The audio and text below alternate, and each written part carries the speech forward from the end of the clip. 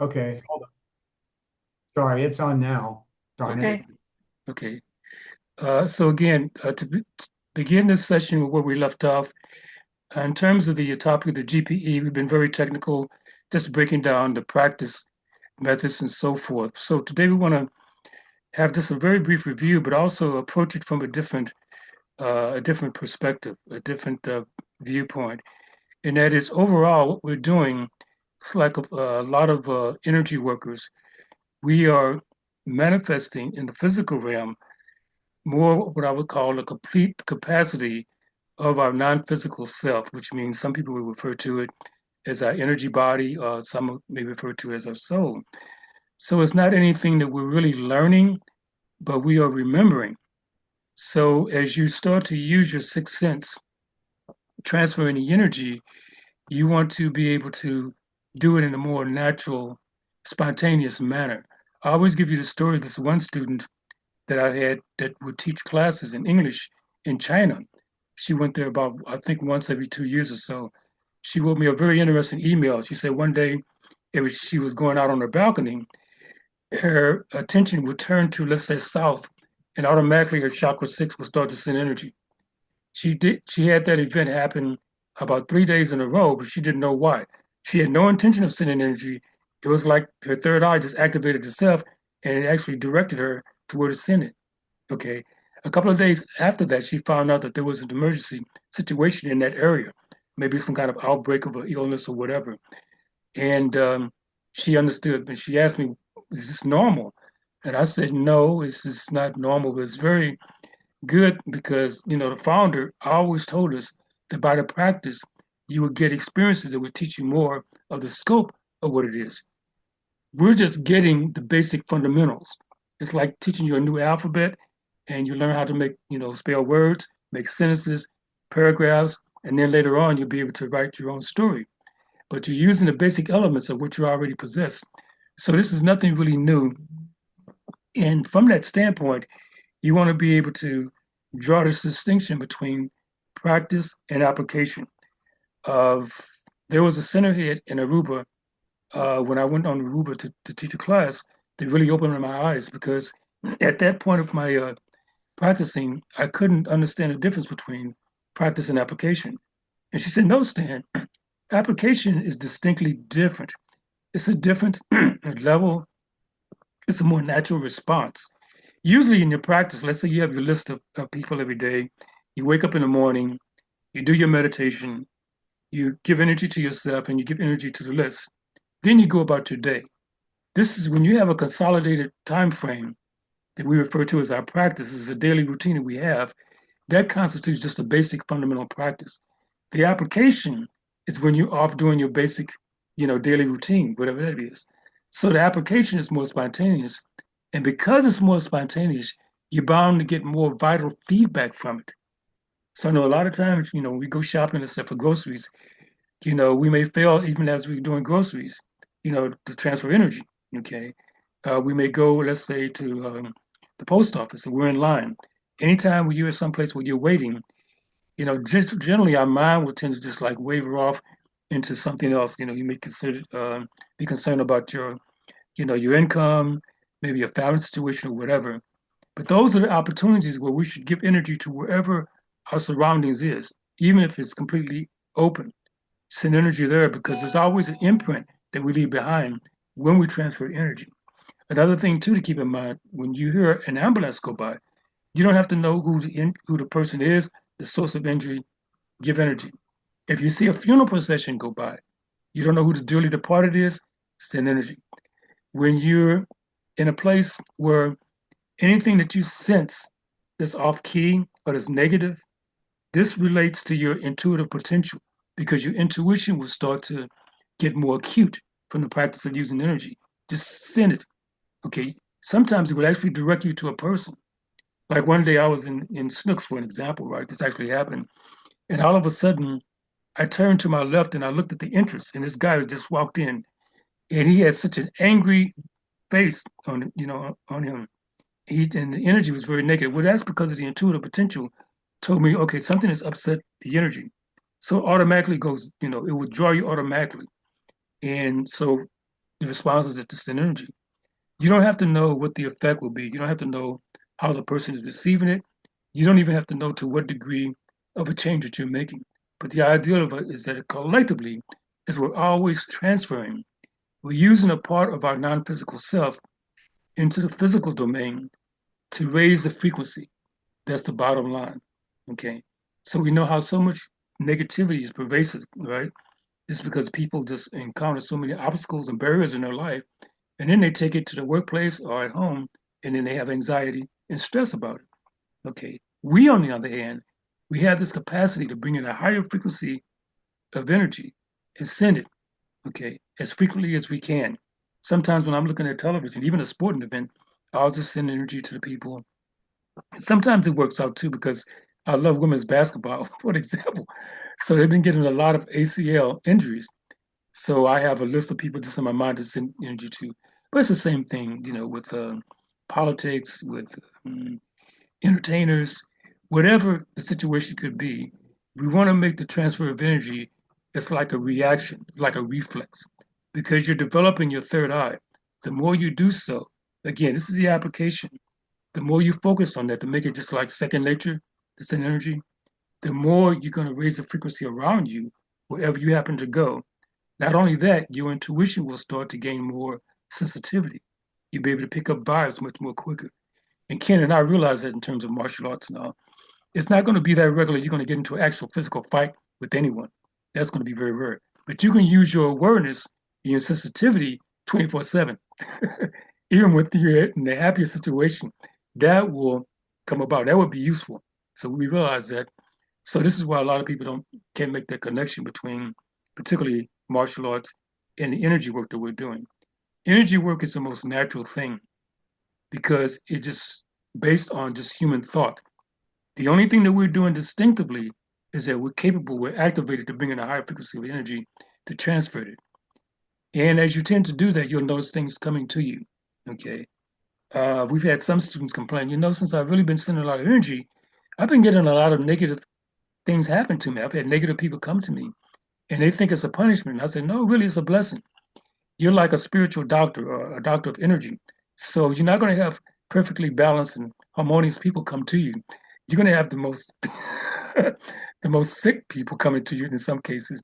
But you can balance that though. So whenever you get an indication of that, just always transfer an energy. Okay. So this is the main point of the day is to make that distinction between the practice and the application. I know a lot of times too, when we prepare a meal, okay, we may forget that sometimes I eat a sandwich or whatever, and I'll forget, oh, I didn't put energy to it. If you make a habit to do so, you will be your own confirmation. You'll be able to sense the difference between not sending energy to your meal or drink and afterwards. You will see the distinction. Also, if you take in something that doesn't agree with your system, you notice too, by sending energy, you're going to quickly go to the bathroom and relieve, the toxins. Okay. Um, that's handy too, even if eating in a restaurant or whatever. If someone gets sick there, boom. But you want to make that like an instant reaction. It's like an instant reflex, just like in martial arts. A punch is coming to you, you know how to slip it, period, but you're not going to let it come in. That's just a reflex you develop. You want to take that same analogy and apply that to the energy work. When you do so, that's when your sixth sense will start to develop. That's when you start to get to higher and higher levels. So we just want to really make that a good point now because later on, I have this instinct. I don't know if Ken agrees with this, but I have a feeling that as we build this group in St. Louis, people that are doing hardcore research scientifically will be able to confer with us later on. I don't know how the connection is going to occur. I don't know when. I don't have the details, but I'm pretty sure as we're all active in this and as we're sharing this with others, they automatically, magnetically, they will come to us because they have the theory, they have the concept and the principles, but what they lack scientifically is actually the results from the application. We've been practicing this for years, so we can give them the feedback necessary. So again, that's a major distinction I want to make between the practice of universal energy and the application. Any feedback on this particular you may have? No, I did have two or three questions, but I'll wait until you're done to ask them. Okay, you can ask now since I'm Okay. on. Um, okay, so when I'm doing my meditation, I'm clearing my mind as much as possible. The way that I do that is to focus on the sensations of what I'm sitting on, the sounds in the room, things like that. Is that okay to be focusing on those things? Because it's just the words in my mind that I'm trying not to have, correct? Correct. Correct. Okay. Now, in this regard, you want to be sensitive to how you're getting feedback because you're developing something that you already have, but it's definitely something that we're not familiar with. None of our parents or our school teachers taught us how to use energy. So we're bringing something new. I had a martial arts student, for an example. I used to play music, at California Martial Arts when we were doing stretching, okay, and we would go into a meditation. And I had a black belt instructor come to me and says, what's that music that you play? I really like it when you're doing the meditation. I would like to get that album because I really like that music, and music really helps me. And I gave him a little caution and said, yes, I did it because we're in a collective group and I'm using the music now to set the tone, set the mood. But you want to be careful. Do not be reliant on that. So even though you're starting off with these props, thinking about what you're setting, you're listening to your surroundings, you want to be able to slowly, gradually wean away from those things where you absolutely need nothing. Okay. Now, the reason for clearing your mind is very distinct because Master Dang started us with this, and I know other masters teaches this as well. What you're doing is that you're opening up the channel so that your higher self and other beings are able to give you information. Okay. Now, the clearer the channel is, the more you would get the downloads. I've had people years ago tell me, you mean I have to stop thinking?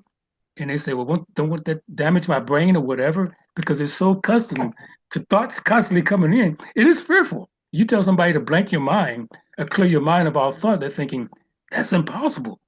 And they may think it's not healthy. Okay. But it's like doing a disk cleanup on your computer. You store so much information. When you clear, you're letting go all the old unnecessary information. Also, you're going to use that means to have communication. And with the intuitive potential, what you'll notice is that you'll get an intuitive idea, and it'll seem like it's coming from your brain. You need to go this place, and somebody needs your help, or you need to go see your brother. And it will not make any sense logically. But then when you get used to that, let's say you don't see your brother, and a few days later, your brother calls me on such and such a date, man, I really could have used you. And you'll say, wow, okay, that's odd because I had that connection there. So you'll start to understand the intuitive or the intuition is very valuable if you know what it's used for. I call it like a GPS. It sends information beyond space and time. So it could be past, present, or future. You can't place logic or reason on it. Intuition does not base itself or operate on logic, but it's sort of like a guiding system. So even though it doesn't make sense, don't throw it away. Don't throw it away. My mother, for instance, had an experience that she shared with me. One day she came to me and said, Stan, put your suit in the cleaners. There's going to be, you're going to have to go to a funeral. Somebody's going to die in the family. And I'm looking at her like I said, has she lost it? What? She never said anything like that. She just blurted out, put your suit in the cleaners. 3 days later, my cousin committed suicide. Okay. Now you can say coincidence, but knowing my mother was my first spiritual teacher.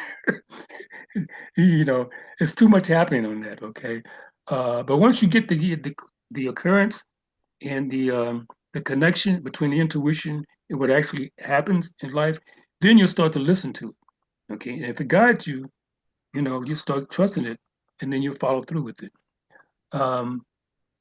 So again, the principle is that you want to wean yourself to where, let's say you're dealing with something that's very hostile. It could be a situation or it could be a person. The human response is to become anxious naturally, right? If you know something is threatening you. But this is differentiating between the average person and the masters. They're able to let go of everything and allow their higher mind to come in and guide them to what to do. When that higher mind comes in, it's not just the thought, it's the energy. So those who have reached a certain level of mastery, they're able to bring a calming effect to the person. So the person could be shouting or whatever, truly angry, but the master is totally clear-minded. And as he receives instruction to be still be solid. It's not just the words itself or the meaning, it is that frequency of energy that they're bringing in. And it normally will have an effect on that person. And if it doesn't, to an extent, the master always know I can walk away. So we're bringing that mastery to this particular physical plane. You're already at that master in the spiritual plane. You're there. But to make that transition from the non-physical to the physical, that's going to be that challenge. That's going to be the main challenge. But we're all holding hands and we get feedback on this. So but right now, Nikki, yes, you can stick with these things. But if you're able to gradually let go of them, you're making progress in that way. And I know sometimes too, to start off with, say, well, if I clear my mind, I'm going to have all kind of thoughts come in, which is natural. So the guidelines given is that just be detached. The thoughts are coming in, but pay no attention to them. Just let them go. Okay. And you'll start noticing, you know what? I can go 2 minutes, no thoughts. And that's a big achievement. And then later on, you see it go from 2, 3, 4, 5 minutes, absolutely blank. Myself, right now, to be honest, I think I can go 3 minutes without anything. Okay. But I'm still working on it more and more because the more we do, okay, the higher the frequencies that we can bring in. Okay. Does that help at all? Yes, it does. So we're doing it with our eyes open, correct? Mhm. So I kind of don't know what to look at, if I should like find a blank spot on the wall while I do this, or if I look around the room, and like what if my eyes land on something that causes a thought type thing. Mhm. And then my other question is, I've noticed when I do the meditation, when a thought comes in, some of them I can let them go and they leave. Some of them I get hooked on and it feels like it stops the energy from coming in. If that happens, can I get that flow back? Or do I need to stop the meditation for right then and do it again another time? No, you should continue because those barriers you're going to have the same barriers or distractions in life, even when you're going about your daily activity. So the reason why we were told to practice it with your eyes open is so that you get to get used to being in a meditative state as you go through your routines, right? Sometimes we know, let's say if you do the house cleaning, when you first learn, you have to be very meticulous. I have to do this, make sure that I get this corner, that corner. And then as you practice meditation, there's a carryover effect. But sometimes if you just open, you clean the job and finish it in half the time. To give you a good example of that, we had a lesson plan at the school. We would have reviews every week for the students to come in and say, okay, I'm having this problem. I've been having this experience, whatever, so they can get feedback. And a lot of them would not even practice the energy because, like I said, we're not really accustomed to using energy, okay, in this, society. So, one of my funniest experiences is that I would call up students after they finish, let's say, the first level. I would call them and say, how's your practice been going? And they said, oh, wonderful. You know what? My dog got sick the other day and I did the technique and he got better. And I said, good. Have you been giving yourself energy? No. Well, so you go back to basics. Okay. Focus on yourself first. Okay. Because it's understandable. It's not any type of criticism at all because once you're on your own and you learn the technique, to acclimate that technique, you're going to have obstacles, you're going to have challenges, but those challenges are really there to help you go through the hurdles. They're actually what you would call, it's a building ground or building process that you have to go through, because if it was perfect, we would be doing it automatically. Okay. So this is why pay attention to the feedback that you're getting. When your mind deviates like that, that's fine. Just bring it back. And you can look at an object on the wall, maybe a painting, a window, or whatever, and you can use it as a focal point. Okay. Okay. But you're always aware of the feedback you're getting. Later on, however, what's nice about it, you won't even need a focal point. Your eyes could be moving from A to Z, up and down, and you're still in that meditative state. And that's the thing that we're working toward. So as we work towards this, like I say, I'm nowhere near the level of mastery. Now, even the master said he's not. And I'm thinking, you're teaching thousands of people. He says, I'm just like you. I get angry too much. I have to work on my anger. Okay. Because he was very impatient. He said the reason why is that he needed time to complete his mission. He felt like, I may not finish my mission. So he still had that human element going on. He was very honest with us about that. He was very straightforward. Okay. He didn't put on, let's say, master errors. I'm this, I'm that. He would make a joke, say, sometimes I get angry. I go get a cold glass of water out the fridge, drink cold water, and then go out in the backyard and just do some breathing to get myself balanced again. Now we look at that, and say, this guy is going by the name of a master, but yet he's telling us his struggles as well, you see. So it's just a learning process. But however, since we have an activation, it is the energy that will help us go quicker to go over these obstacles. So we're getting spiritual help directly because of the activation. Okay. So our higher self is now channeling in. This is why it's important to practice that clear mindedness, because you're not only just emptying your mind, you're emptying your physical vessel. So the higher energy from your non-physical self is actually helping your physical self. You see? So you're being humble in that way. Okay. So you want to clear all the obstacles. Okay? You know what, though, I got to say this. This is a barrier. This is something that, I mean, I've been hearing this same thing since I first got on a cushion in Zazen in the 70s, uh, the monkey mind issue, So this is one of the things that I have to say that I think, as far as getting people started doing this, I think it was very useful. The special tools that we used in the old days, and you know exactly what I'm talking about, because it was a visualization and it was actually something physical that you saw that helped do the visualization of that, right? And that was a focus tool, just like in ancient Vipassana, which is what the Buddha himself did, that it turned into, you could say, the technique that became what most people do in Zazen. The version of that was counting breaths.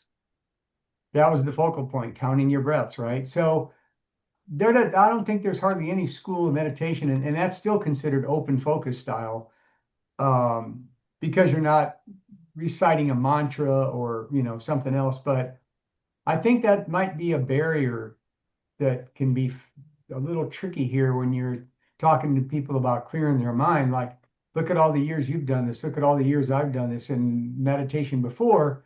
And like you said, man, if you can go 3 minutes without a thought,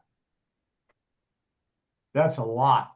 So you're going to, most folks want this instant gratification thing these days, right? More than ever. And I think that can be a little bit of a barrier to just trying to jump right into that GPE wise versus the older UE method. I'm kind of getting a vibe here that something like that would probably still be a useful tool for folks starting out, especially. Yeah, yes. And that's why each individual have to be very aware of the feedback that they're getting.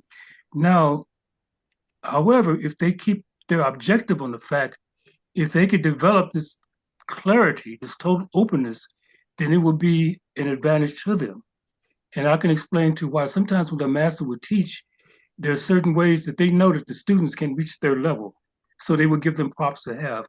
But in the way that they were able to do it is that, okay, you use maybe prop number one, prop number two. Mm-hmm. Eventually, they start to let them go. You don't need that now. It's Right. like riding a tricycle. Once you get your balance in that, see, you can evolve. You can go to the next But level. that's my point. Now we don't have Yeah. that for new Yeah. folks. So that's But I a was, lot tougher. That's a lot yeah. tougher. Yeah. However, what's different now is that the energy that's coming in when we clear our mind, it's not just us on our own human ability, it's the energy coming in.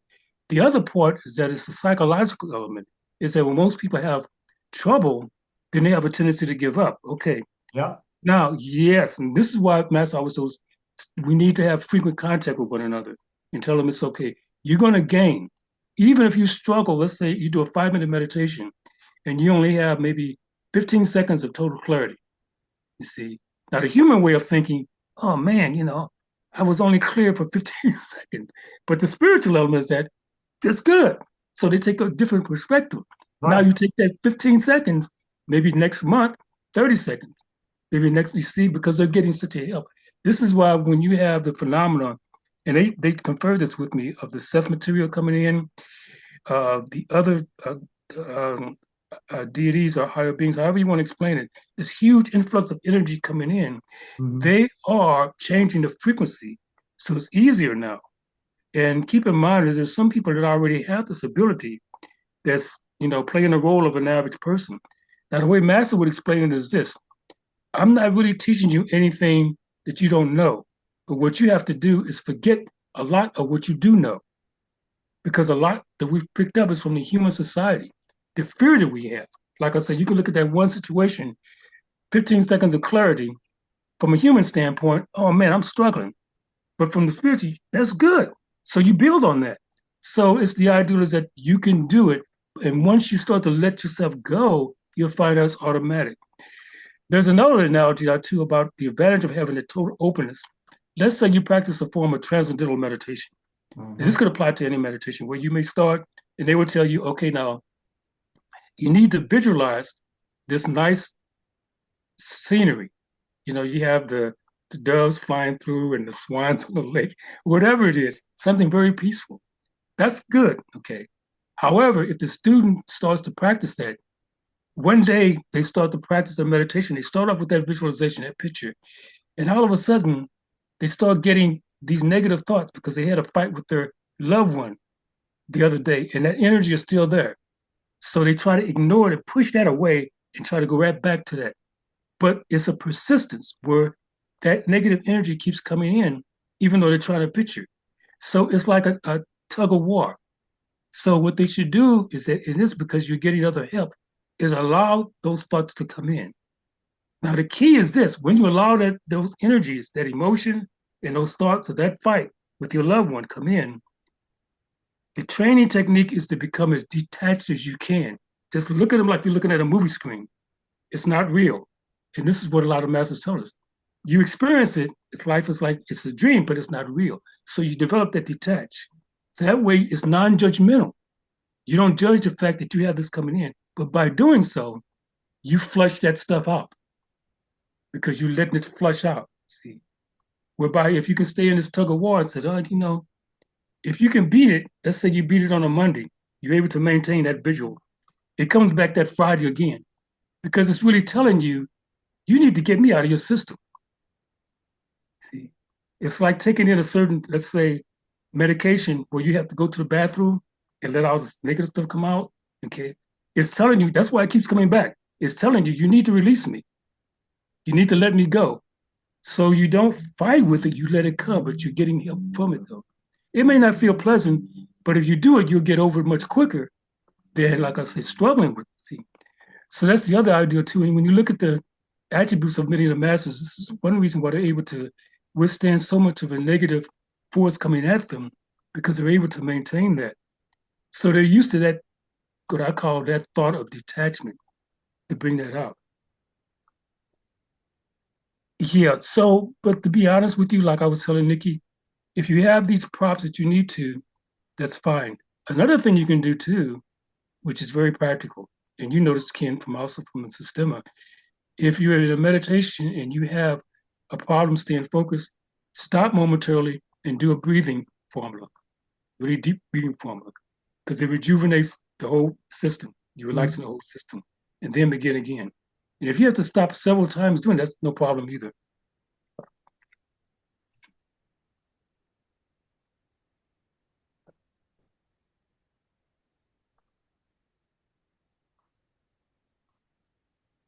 Okay, any other feedback? I think this pretty much does it on my end.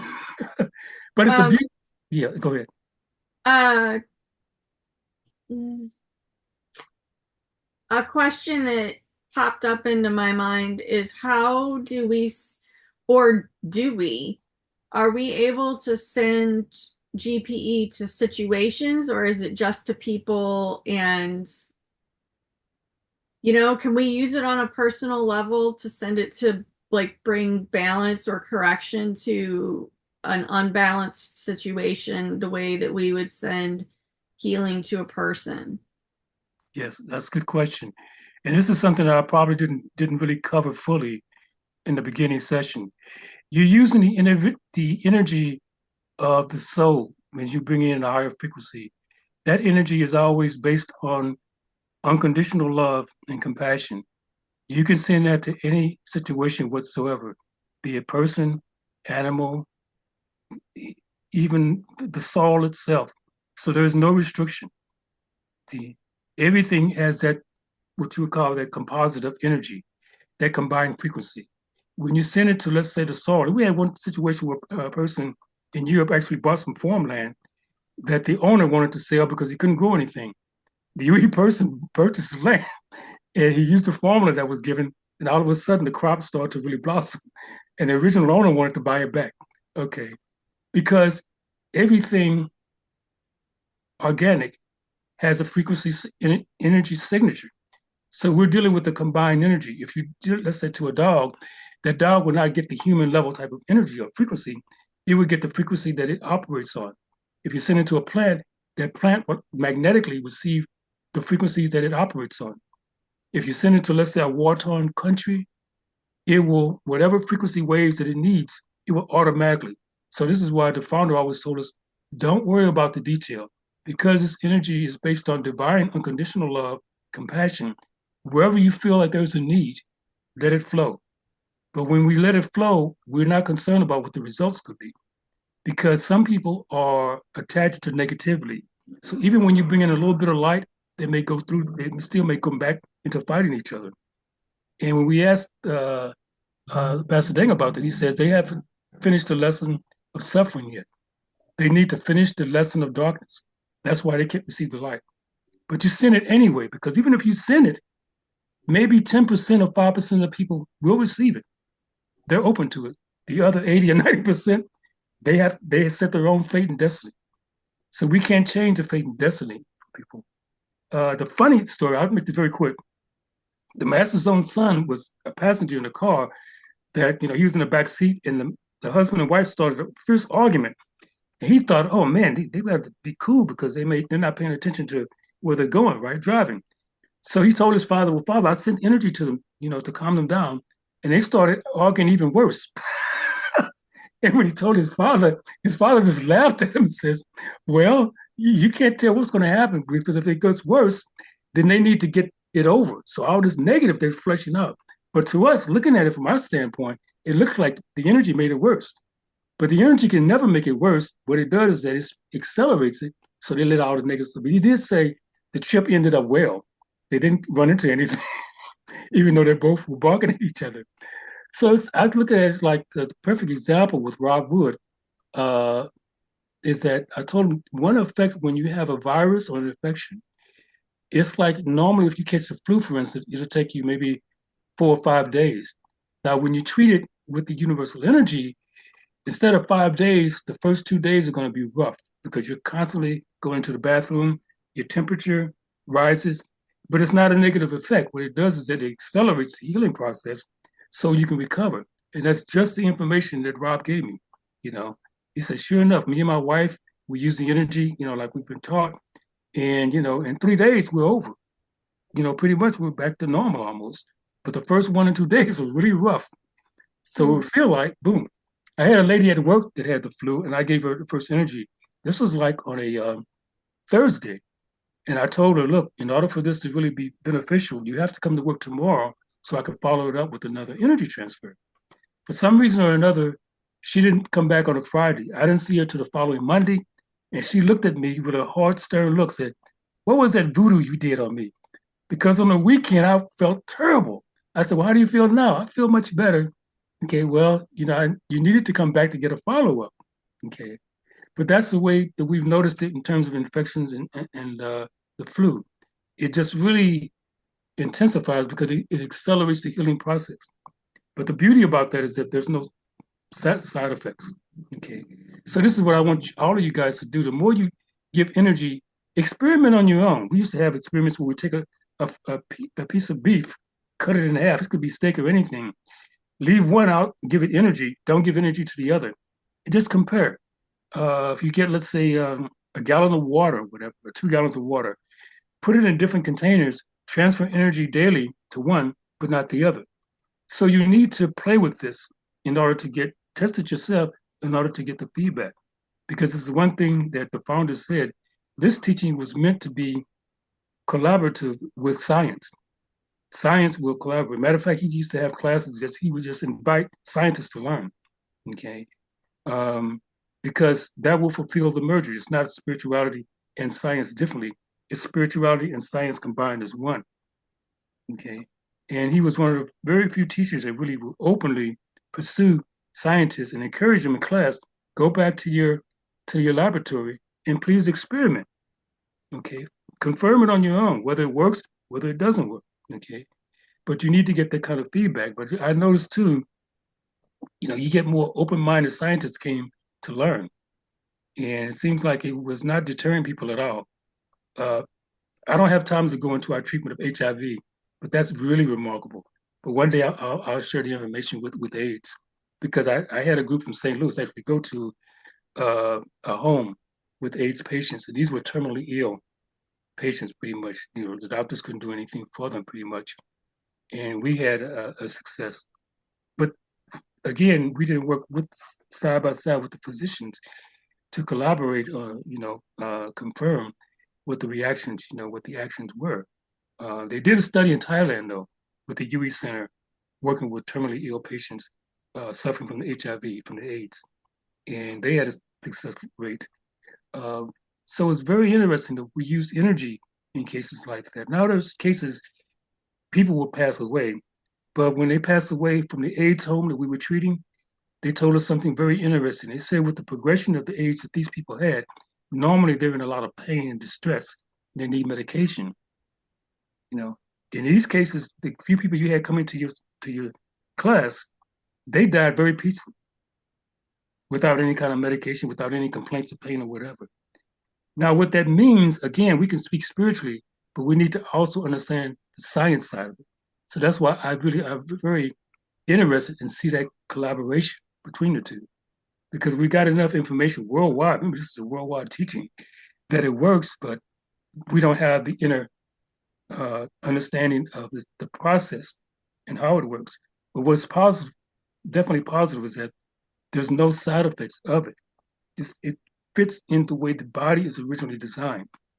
Okay, so it balances within the harmony of the body. Not only that, be it plant, be it animal, be it even the soil itself, and even toward the storms that I tell you guys. When you have the tornadoes coming in, you can meditate very briefly beforehand, just to put you in a very open mindset, right, clear mindset, and then you simply send the energy up into the upper atmosphere. Hey, Stan, we probably better Okay, yeah, let's go now. switch, because just since I don't know for sure what's going to happen here, we better Okay, not test fate too much. So, okay.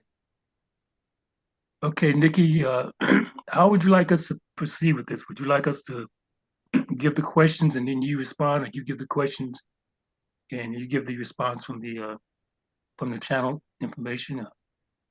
I already did it. Yeah. So I mean, I can just read the question that, your question and then what they said and go through the three of them, which is I was given really brief answers. And usually this is typical with my channeling, in that things things are usually like simple the way that they put it, you know? Um, so yeah, there's not too much to it, but I can read it to you what I got if that's what you yeah, want. good. Okay. So their first question was from a spiritual divine perspective, how does one define and describe universal energy? And they said, greetings from the Galactic Council. Universal energy is God slash source in its many forms and frequencies. There are an infinite amount of variations of types of universal energy, just as God and Source is infinite. Different frequencies of universal energy can be directed towards different things, people, places, situations, etc., such as in when it is used in healing modalities. So that was their answer on how to define and describe universal energy. Second question you asked was, what are the objectives and overall proposal of the method or the teaching of universal energy as introduced by Master Luang Ning Dang? Did I pronounce that correctly? I hope I did. Yes, go ahead. Okay. And this was just very brief. They said our channel will not get an accurate answer without having previous knowledge of this subject matter, which is true. If I don't already have some information in my mind, because they blend with my mind, but I also have to have like some information already on something to be able to channel with. It's strange. So that was their response to the second one. The third question you asked was, how will the incorporation and integration of the teaching of universal energy affect human society? They said it will affect human society as a healing and also as a corrective frequency of universal energy. Healing and corrective frequency. It is a branch of the modalities that have been introduced to the planet over many eons, and there will be more introduced in time as humanity advances in what is needed and in what the human capacity is for running the frequencies. There is what you call universal energy as introduced by Master Dang. That is a piece of the infinite array that makes up the broadest definition of universal frequencies. We hope this is helpful for you in your work and life. With love and respect, the Galactic Council. So I don't know if that. Well, you got to tell them that, you know, So I thought it was brief, and I thought that it was a little on the cool side, I guess, maybe the way that it was worded. So I went back to them to question them about it. And I'll just read you verbatim how that conversation went, if that's okay. Is that all right? Sure. Okay. So I said, Dear Galactic Council, why did the transmission to Stan's questions come off as a bit rude and vague? That was how it hit me. Mm. They said, it is never our intention to be rude. We are a judicial committee and do not serve as specialized spiritual guides. The tone we use is one of authority, as that reflects our station. We are truthful, but as you've pointed out, we are blunt and straightforward in the information we give. So my next question to them was, I said, is there a way to redo the transmission in a way that is softer and doesn't make Stan feel that the modality he uses is insignificant as your last transmission makes it seem? Because that's how it hit me. And they said, Stan is a bit of a zealot in that he believes the frequency he works with is the best. Just like every martial artist believes the one they are in is the most comprehensive, but in actuality, it is by design that the key components are spread out in the variations so that no single person, art, frequency has all the answers and solutions. This forces diversity rather than exclusivity. Also, with the Master Dane question, he knows the answer to this question and maybe using the question to test your channeling. And also us for accuracy, rather than it being a genuine question. His other two questions are worded in a somewhat vague manner and answers from our vantage point are simple, and so we did not give needless detail.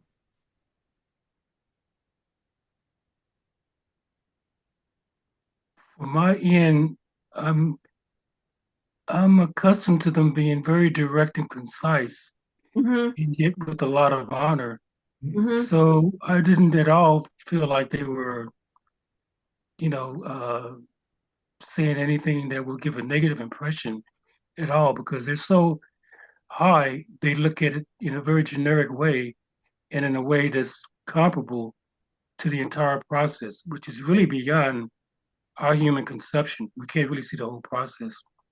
But they definitely hit the nail. I mean, you can consider me sort of a zealot because of my enthusiasm, and I'm accustomed to that because I've had to present this in such a way to get people interested. So, but I've strayed away, particularly now in my older years, because a lot of us had the zealot type of approach. Because again, we didn't have the experience that we needed to be able to step back and allow people to learn on their own, at their own pace. But this was a learning, definitely experience for myself to be able to step back and allow the process to be natural. Because at that time, since we're starting off, the higher the numbers usually meant more success. So you're going for the gusto, so to speak. So I would say that was an overall habit that all of us had. And even the master told us, don't do that. Don't even advertise.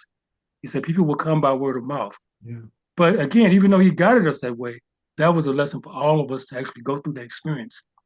So on that, it's very interesting in a way, particularly the latter part. Now, let me get this straight, Nikki. Did you say that Master knew a lot of the answers to the questions that we just posed? No, And I it think made I'm me talking think, about you. They said that you knew the answer to the second question about what are the objectives and overall proposal of the method of universal energies as uh, introduced by Master.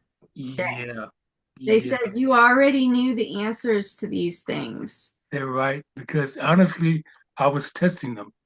I was That's That's what what they they testing the chat said. said. exactly. See, Yeah, that's what That's they what said. they said. And He's I felt testing like you. I was going out on a limb to say that. I was like, I can't say that to Stan.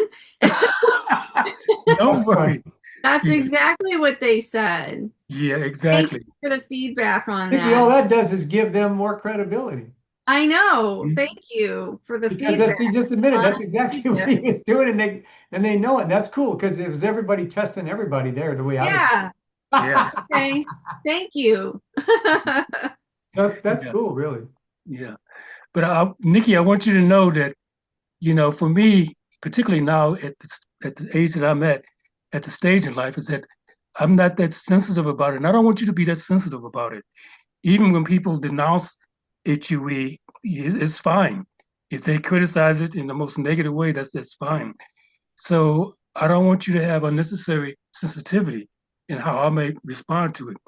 I'm willing to take whatever comes my way because the overall thing that I have to learn, particularly, is that every methodology is judged by the sincerity to help humanity in the mind and in your heart. If you really want to help humanity, if your actions are to help humankind, you will not be that what we call stuck or attached to your methodology. Your methodology is just one step to get them to find out who they are and what their path is. So it took me about 20 years, and I have to be honest, to get that lesson ingrained. um, but yeah, so you initiate a person so they can find themselves. And if everybody on board, no matter for what path or what direction they're on, truly love humankind, they love God, and they want to help humankind ascend, everybody is in accord. Even though the methodologies will be distinctly different, everybody will be in one accord. And that's what the whole process is all about. So I think they brought up some very good points, Nikki. I'm glad you did that. Yeah. Okay. Yeah, that's how I feel about it too. And what I've been told is that there are so many workers on the planet right now that are all coming at the same goal, the same end goal from different facets. It's all the same work. They call us humanity workers, and that's a blanket term. Um, humanity workers, because that's what we're doing is we're helping humanity in whatever way in our little corner of the world that we find is our path to do so. Mhm, mhm. Yes. And that's something very important. I know I've shared this with Ken, particularly Buddha. There would be a convergence at one time when we truly realize who we are serving and why we are serving in the manner that we are. And the differences will not make any bit of a difference whatsoever. We will come together in this great coherence, and then we will learn even more because all of us will be open to receive a higher level, and we'll be able to let go of what we're at. Um, so we had many, and I personally, have had many stumbling blocks. So I found out that, when your intention is really pure and true, okay, everything else will start to fall into place. Mhm. Your shortcomings, you understand that because you will make mistakes. I have made plenty of mistakes, okay, on the path. But when you understand the mistakes and you realize what they were and how you've learned and grown from them, that's the benefit of the doubt. That's why I was so refreshing to meet a founder, first of all, who even though we called him master, he would just say, you don't know the one behind me. So he said, and many students say, oh, you like Christ or you like Buddha? He says, no, I'm nowhere near that. As a matter of fact, he said, without the higher beings working through me, I wouldn't even be able to help you 1%. The only reason I'm able to help you is because they are using me as an instrument. And many students say, oh, he's just being humble. No, he was being factual. You're just a vessel. You're just an instrument to be used for the higher beings to come in. So I'm really looking forward to that convergence, even on a small scale. Um, it will only take maybe the three of us because I've got other projects too.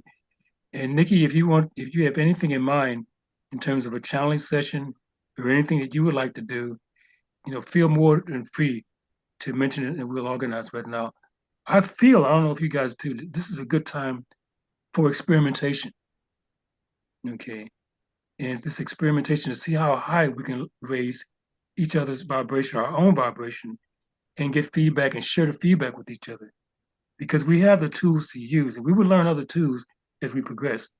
But I think it's good for us to share as much as we can, support each other as much as we can, and also to research and experiment, you know, so that we can give each other feedback as well. What do you guys think about that? Yeah, no, that's great.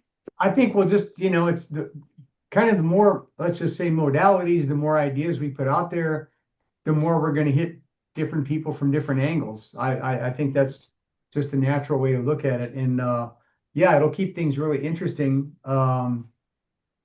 I already know somebody else that, in fact, she just tried to get me while she didn't realize I was doing this, that Nikki, I'm talking about Susan. This Mhm. woman's been doing, oh my God, there's almost not a modality she hasn't done. And she's been doing this and making a living for many, many years. Um, and she would be pretty fascinating to have pop up on here once or twice too. She's been an energy healer for a long time. She does, like I said, a lot of modalities. She's been a TM practitioner for decades. The list is almost endless, and she has a little office in Kirkwood, and people come to her and have for a long time. I mean, like 5,000 followers on Facebook. She's local. She's right here. She was a major part of the Mystic Valley for years. She used to even work in there and do retail stuff and help them out. And she's done a lot of readings and channeling. And I guess it's okay if I say this, but this is interesting. A long time ago, she was doing remote viewing, and she started getting contacted by folks in the government, Hmm.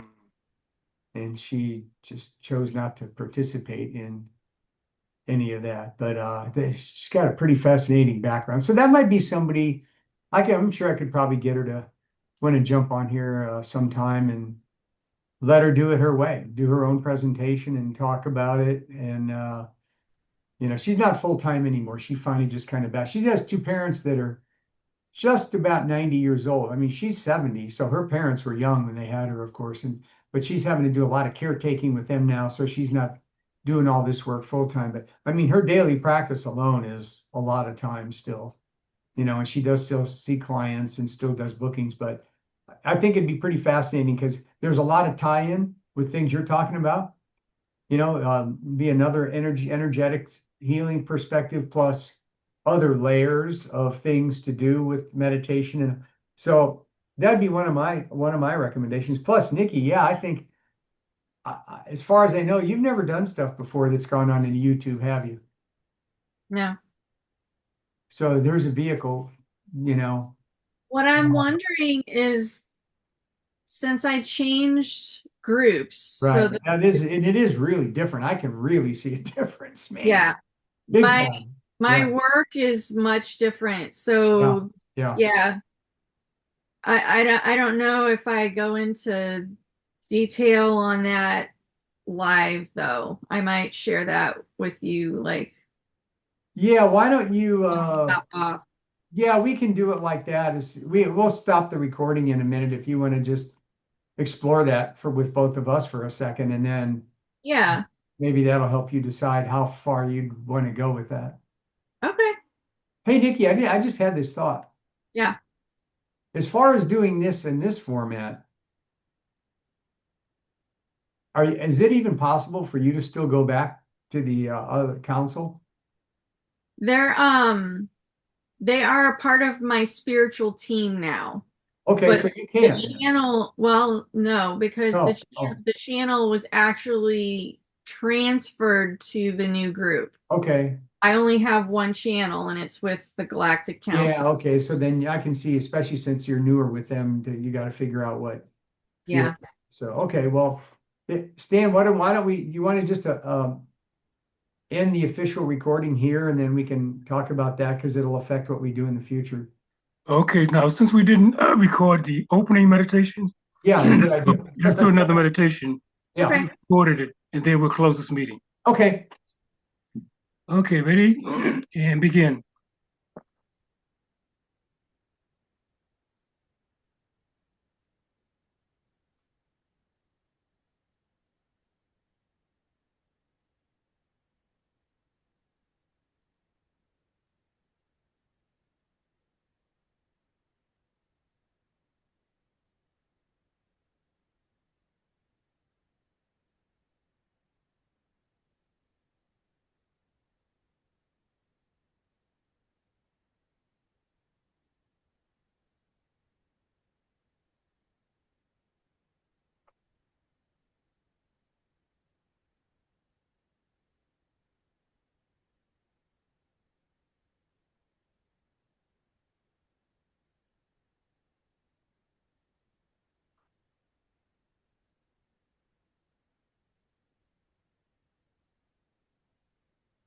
Okay, finish. Okay, I'm going to shut the recording down. Thanks, folks. Some of you overseas who are on the other the other end of the time spectrum, I'll contact you all through Messenger and after I get this up on YouTube and you guys can check it out.